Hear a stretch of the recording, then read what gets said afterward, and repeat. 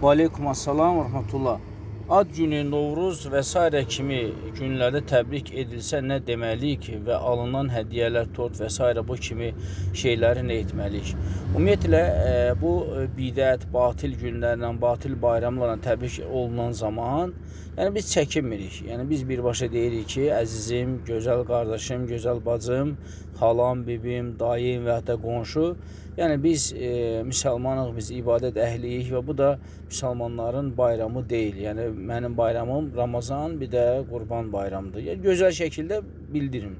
Yəni siz onlara bir dəfə desəz, yəni mən inandırım, and verirəm Allaha ki, yəni bu başımıza bizim niyə tez-tez gəlir? Çünki biz onu inkar edə bilmirik. Amma gözəl şəkildə bir dəfə inkar eləsək, onlar artıq gələn də biləcək ki, bəli, bunlar bunu keçirmir, bu hədiyyəni də qəbul eləmirlər. Yəni verməyəcəklər də. Biz necə olmuşuq eləsi. Biz birbaşa demişik ki, belə-belədir və salam və bizi heç kimlə təbrik eləyib də bir şey eləyib.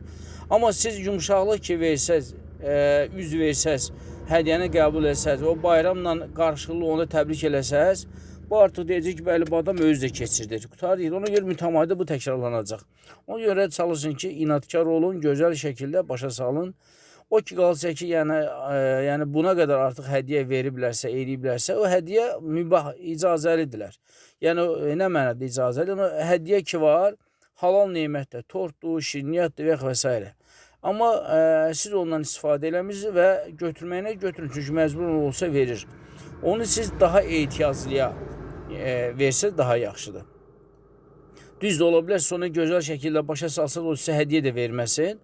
Amma hər bir halda əgər tutam ki, lap gətirib evə verib gedibsə və ya da ki, məcbur olsa sən veribsə, o zaman sən onu səndən daha ehtiyaclı bir müsəlmana artıq belə deyim də, bir kasıb bir müsəlmana sədəqə kimi verəcəksən.